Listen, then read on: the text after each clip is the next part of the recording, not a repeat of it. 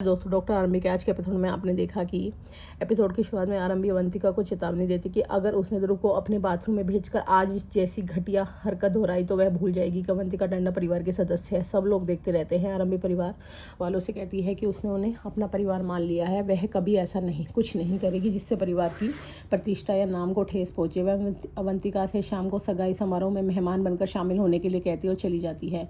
अवंतिका डिम्पल से कहती कि उसने ध्रुव को ना तो गुमराह किया और ना ही उसे आरंभी के कमरे में भेजा। यह सिर्फ एक गलतफहमी थी। डिम्पल कहती है कि उसे मेहमानों को इधर उधर भटकाने नहीं देना चाहिए था। वह आगे कहती है कि अवंतिका और ध्रुव उनके मेहमान हैं।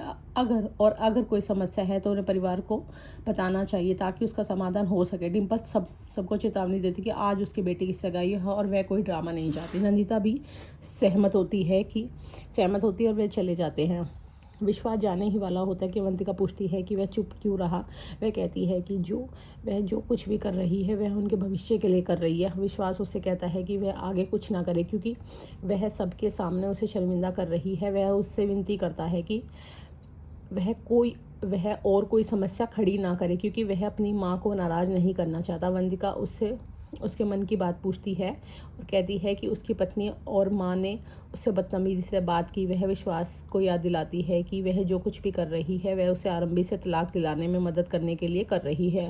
विश्वास उसे जोर से बोलने के लिए डांटता है और वह कहता है कि अगर उसकी माँ को उनके अफेयर के बारे में पता चल गया तो उनका रिश्ता और विहान की कस्टडी पाने की उसकी योजना दोनों बर्बाद हो जाएंगी।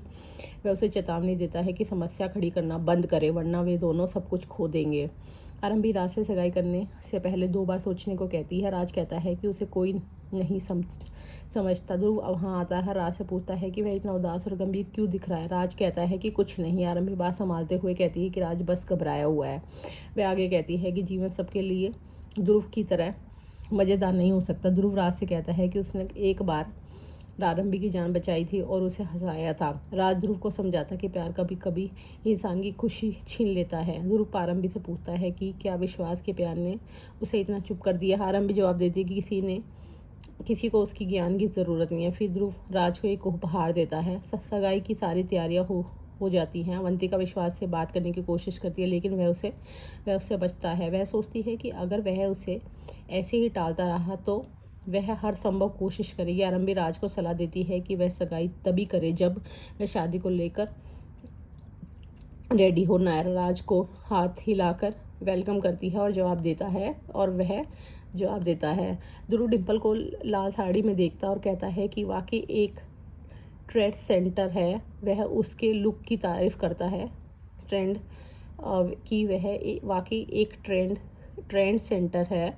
वह उसके लुक की तारीफ करता है और डिम्पल उसे धन्यवाद देती है। ध्रुव दुल्हन को मंच पर लाता है जबकि राज भी ऊपर आता है। नायरा राज की उंगली में अंगूठी पहनाती है और सब तालियां बजाते। राज सगाई की अंगूठी लेता है लेकिन वह उसके हाथ से फिसलकर मनमीत के पैरों में गिर जाती है। जब वह सन्नी के साथ सगाई में एंट्री करती है सब चौंक जाते हैं। सन्नी राज और नायरा को बधाई देता है। वह नायरा से सगाई की अंगूठी राज को वापस देने के लिए कहता है। मनमीत अंगूठी लौटाने के लिए वह मनमीत से सगाई की अंगूठी राज को वापस देने के लिए कहता है। मनमीत अंगूठी लौटाने के लिए मंच पर आती है। राज और मनमीत अपने साथ बिताए पलों को याद करते हैं। मनमीत अंगूठी राज को वापस सौंप देती है। डिम्पल सन्नी का स्वागत करती है और वे अपनी सीटों पर बैठ जाते हैं। राज नायरा की उंगली में अंगूठी पहनाता है और उनकी सगाई हो जाती है। मनमीत को राज को दुख पहुंचाने का पछतावा होता है। अब आगे का एपिसोड जानने के लिए चैनल को लाइक और सब्सक्राइब कीजिए।